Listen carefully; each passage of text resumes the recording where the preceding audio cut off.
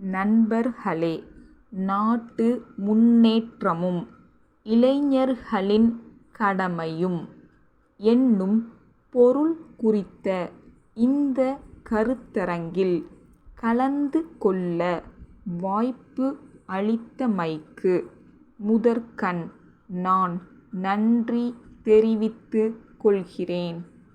சமூக பொருளாதார துறைகளிலும் மற்றும் பல்வேறு துறைகளிலும் சிறப்புடன் பணியாற்றி புகழ்பெற்ற அறிஞர் பெருமக்களின் சிந்தனைக்குரிய அறிவுரைகளை கவனமாக கேட்டுக் கொண்டிருந்தேன்.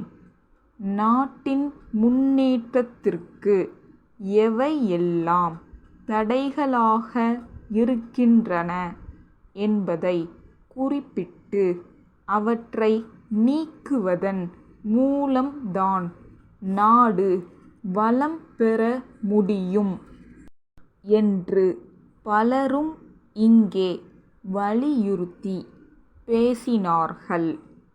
சொல்ல முடியாத பல துன்பங்களை தாங்கிக் கொண்டு சென்ற தலைமுறையினர் தங்களுடைய இன்னுயிரையும் தியாகம் செய்ததன் விளைவாகத்தான் உலகத்தில் சுதந்திரம் பெற்ற நாடுகளின் வரிசையில் நாமும் இடம் பெற்றிருக்கிறோம் என்பது உண்மையிலேயே பெருமைக்குரிய விஷயமாகும். சுதந்திரத்திற்காக பாடுபட்ட நம் முன்னோர்கள் எத்தகைய நலன்களை எல்லாம் வருங்கால சமுதாயம் பெற வேண்டும் என்று கனவு கண்டார்களோ அவற்றை எல்லாம் நாம் சென்ற பல ஆண்டுகளாக அனுபவித்துக் கொண்டு வருகிறோம்.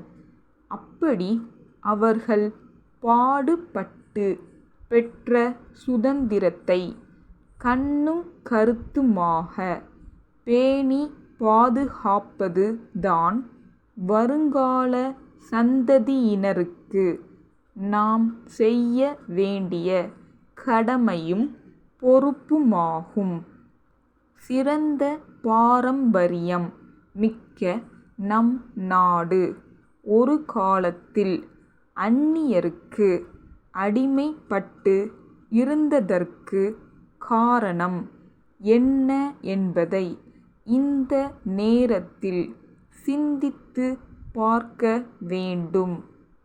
நம்மிடையே அந்த காலத்தில் நாட்டுப்பற்றும் ஒற்றுமை உணர்வும் இல்லாத காரணத்தால்தான் வணிகம் செய்ய வந்த அந்நியர்களின் ஆட்சியில் நாம் அடிமைப்பட்டு பல இன்னல்களை அனுபவிக்க வேண்டிய நிலைமை ஏற்பட்டது. விடுதலைக்காக போராடிய நேரத்தில் மக்களிடையே எந்த அளவுக்கு நாட்டுப்பற்றும் ஒற்றுமை உணர்வும் இருந்தனவோ அவை விடுதலை அடைந்த பிறகு கொஞ்சங் கொஞ்சமாக குறைந்து கொண்டே வந்திருப்பது வருந்தத்தக்கதாகும். இத்தகைய நிலையை தடுத்து நிறுத்த வேண்டியது மிக மிக அவசியம். கல்வியறிவு உடையவர்களே எல்லா நலன்களையும் பெற முடியும். ஆதலால் அனைத்து மக்களும் கல்வியறிவு பெற வகை செய்ய வேண்டும். அத்துடன் நல்லொழுக்கமும் கட்டுப்பாடும் உழைப்பில் ஆர்வமும் உள்ள சமுதாயத்தை உருவாக்கும் பணியில் இளைஞர்கள் தங்களை அர்ப்பணித்துக் கொள்ள வேண்டுமென்று கேட்டு உரையை முடித்துக் கொள்கிறேன். கரூரிலுள்ள வளர்மதி எஃகு பொருள் தொழிலகத்தினர், முசிறியிலுள்ள விவசாய கூட்டுறவு சங்க மேலாளருக்கு எழுதும் கடிதம்.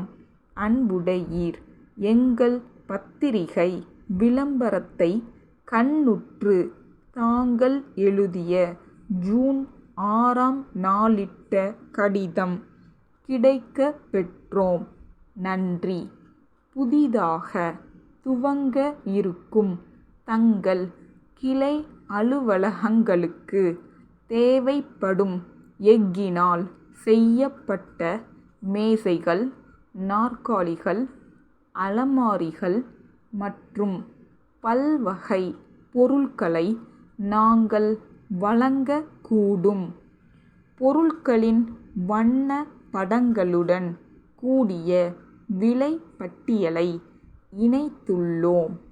நவீன இயந்திரங்களில் உருவாக்கப்படும் எங்கள் பொருட்கள் அரசு, வணிகம், வங்கி மற்றும் பல நிறுவனங்களால் விரும்பி வாங்கப்படுகின்றன.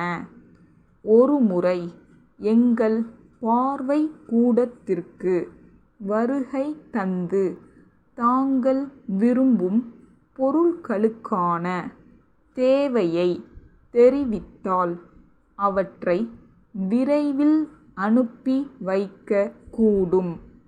தங்கள் பதிலை ஆவலுடன் எதிர்பார்க்கின்றோம். தங்கள் நம்பிக்கையுள்ள